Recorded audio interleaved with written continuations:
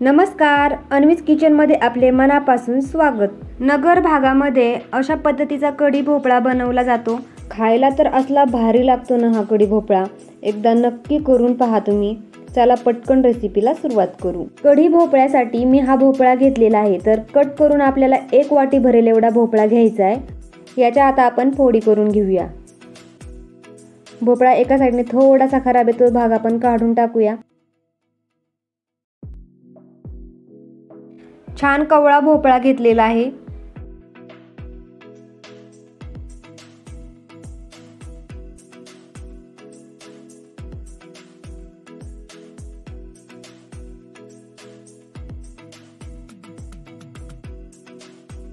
आता हा कापलेला भोपळा आहे तो आपण पाण्यामध्ये टाकून घेऊया.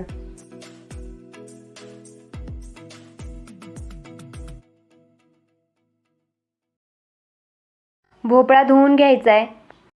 भोपळा धुवून घेतलेला आहे. आता यामध्ये आपण पाणी टाकूया. यामध्ये मी फुल 1 ग्लास पाणी टाकून घेतलेलं आहे.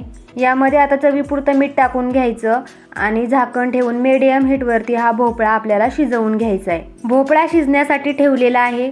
आता आपण तोपर्यंत कढीचं वाटण तयार करून घेऊया. त्यासाठी मी या लसणाच्या 8-9 पाकळ्या घेतलेल्या आहेत. तर त्या मिक्सरच्या भांड्यामध्ये टाकून घेऊया.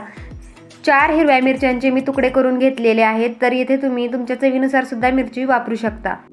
मस्त फ्रेश कोथिंबीर घेतली आहे. कढीपत्त्याची 2 पाने यामध्ये टाकून घ्यायची.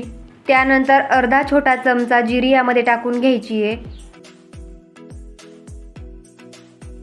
आता हे सगळं एकदम बारीक करून घ्यायचंय.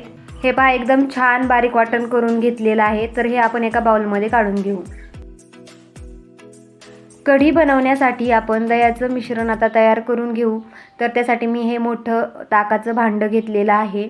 त्यामध्ये आता आपण 2 वाटी दही टाकून घेऊया. आणि दही ताजं घ्यायचं, जास्त दिवसाचं दही घ्यायचं नाही. त्यानंतर यामध्ये टाकायचे पाव वाटी बेसन पीठ. तर हे चमच्याने मोजलं तर 3 चमचे बेसन पीठ मी इथे घेतलेलं आहे. हे आपण यामध्ये टाकून घेऊया. त्यानंतर दही ज्या वाटीने घेतले त्याच वाटीने मी 1 वाटी पाणी यामध्ये टाकणार आहे. आता हे सगळं आपण मिक्सरला फिरवून घेऊया. जास्त वेळ हे फिरवायचं नाहीये, फक्त हे सगळं व्यवस्थित मिक्स झालं पाहिजे.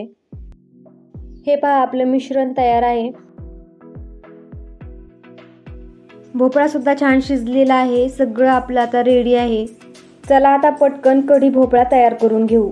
कढई तापली आहे, त्यामध्ये मी तेल टाकून घेतलंय. तेल तापलं की लगेच त्यामध्ये टाकायचं अर्धा छोटा चमचा मोहरी, लगेच अर्धा छोटा चमचा जिरी टाकायची आहे. त्यानंतर कढीपत्त्याची 8-9 पाने टाकायची. त्यानंतर बारीक चिरलेली कोथिंबीर, 1 चमचा बारीक केलेलं खोबरं, अर्धा छोटा चमचा हळद, त्यानंतर बारीक केलेलं वाटण टाकून घ्यायचं आणि हे सगळं व्यवस्थित परतून घ्यायचे.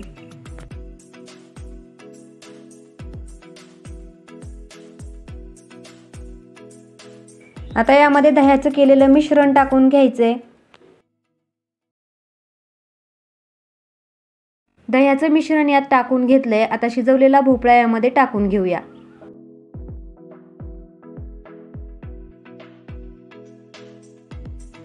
यामध्ये आता शिजलेला भोपळा टाकून घेतलाय.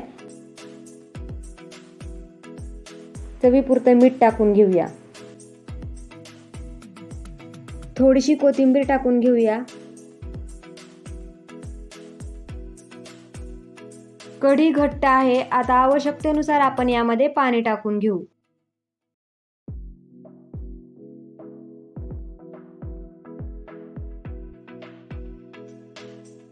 हे पहा पाणी टाकून घेतलेलं आहे आणि आता परफेक्ट झालं हे प्रमाण. आता लो हीटवरती आपल्याला हा कढी भोपळा थोडा वेळ ठेवायचा आहे. कढी भोपळ्यावरती जाडसर असा फेसासारखा थोडासा थर तयार होतो. तो जो थर आहे तो हळूहळू साईडला सरकतो. तुम्ही व्हिडिओमध्ये पाहू शकता कशा पद्धतीने तो थर आहे तो हळूहळू साईडला सरकतोय.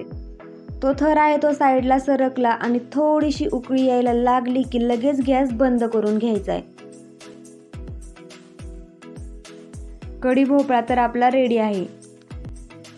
वा, एकदम मस्त आणि परफेक्ट झाला कढी भोपळा. एकदम छान लागतो, तर तुम्ही घरी नक्की ट्राय करून पहा.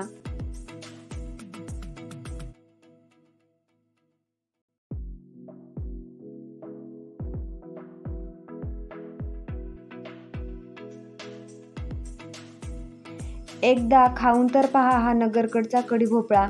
अप्रतिम लागतो.